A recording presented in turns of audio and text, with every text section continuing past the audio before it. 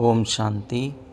आप जो ये देख रहे हैं इसके अंदर में दादी जी का ज्ञान रतन स्तंभ बनने का जब फाइनल हुआ अप्रैल मई में, जब दादी रतन मोहिनी जी का अंतिम संस्कार किया गया यहाँ पर, तो उसके बाद में ये ज्ञान रतन स्तंभ जब बनाने का फाउंडेशन का काम चालू हुआ अप्रैल और मई के बाद में, मई में ये सब ज़मीन आगे तैयार करके और इसका फाउंडेशन वगैरह डालने का कार्य शुरू हुआ। और लगभग इसे बन करके या बनाने में 8 महीने लग गए, 8 से 9 महीने लग गए। पहले पूरा ज़मीन वगैरह साफ सफाई करा के, फाउंडेशन करा के, मार्किंग करा के, सब जो है कार्य करने में कंस्ट्रक्शन डिपार्टमेंट के भाइयों को और उनको जो समय लगा है वो 8-9 महीने का लगा है। तब ये दादी जी का ज्ञान रतन स्तंभ धीरे धीरे बन करके तैयार हुआ।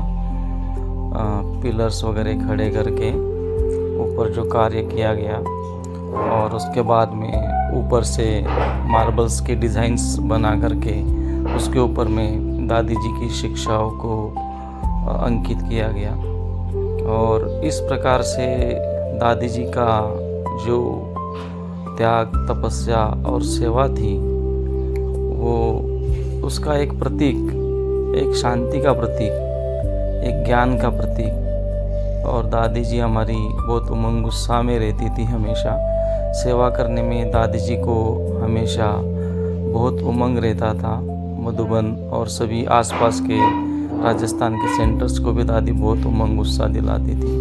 दादी जी के यादगार में ये फ़ोटो भी यहाँ लगाया गया है, लेकिन इसकी विशेषता है कि ये टाइल्स पर प्रिंट करके फिर टाइल्स लगाई गई है।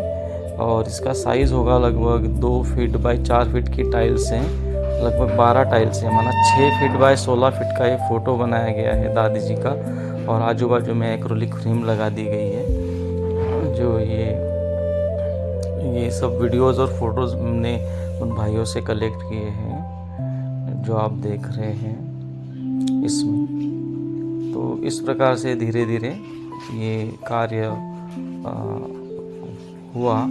और बहुत ही मार्बल का काम होता है, तो बहुत ही बारीक काम होता है इसमें। इसके लिए इसमें थोड़ा टाइम भी लगता है, फिर भी बहुत जल्दी हो गया है, 8-9 महीने में कंप्लीट हो गया है ये। और आज ये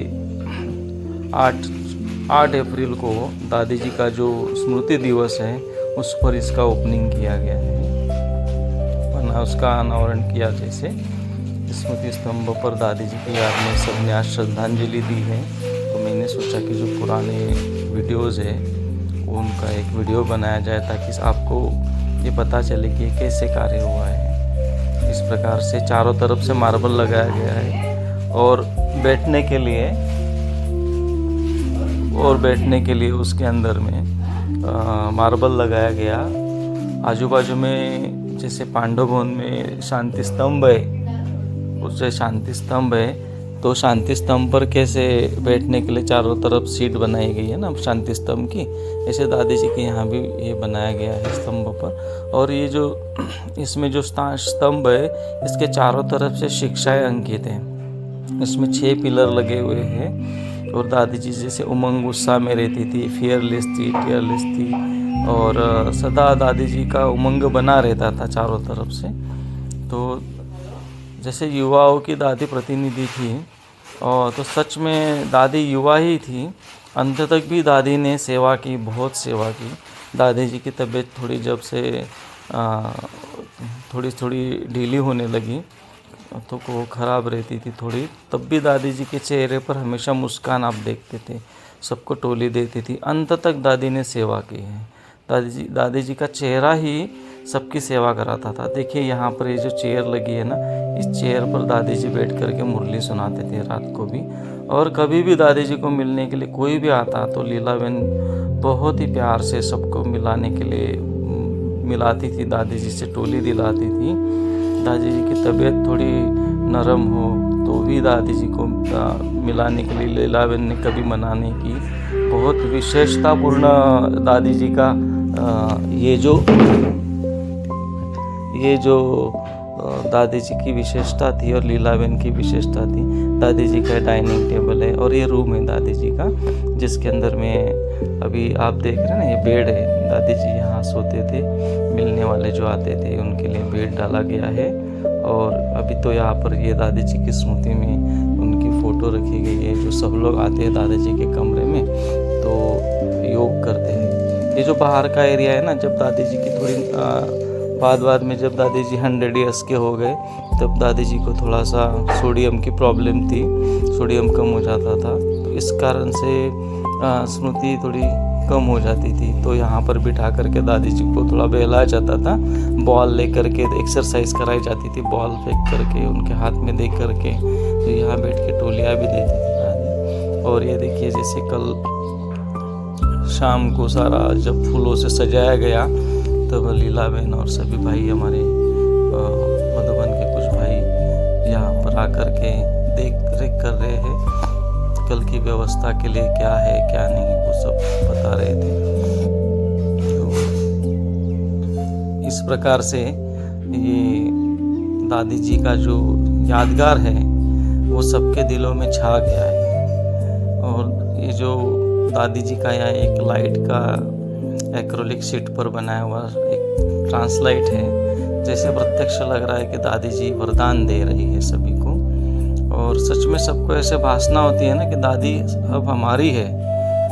कोई भी दादी के स्तंभ पर जाएंगे या रूम में या कमरे में जाएंगे तो फील ऐसे होता है कि दादी जी आज भी हमारे साथ में है। कभी ऐसे नहीं लगता है कि दादी जी हमसे दूर गई है, परंतु फिजिकल में तो दादी हमारे साथ में नहीं है, लेकिन सूक्ष्म में तो दादी जी हमारे सदा साथ ही है। दादियाँ थी तो जैसे एक छत्र हम सभी को महसूस होता था।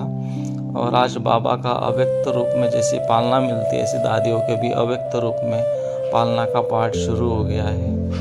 और दादी जी यहाँ पर सभी से मिलन मनाते थे। ये डाइनिंग जो दिखाया है पहले से, और ये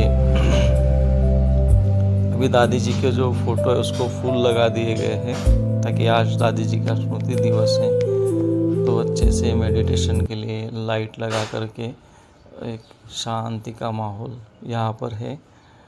और सभी श्रद्धांजलि देने के लिए दादी जी की स्मृति में याद करने के लिए यहाँ आज आ रहे हैं सभी भाई।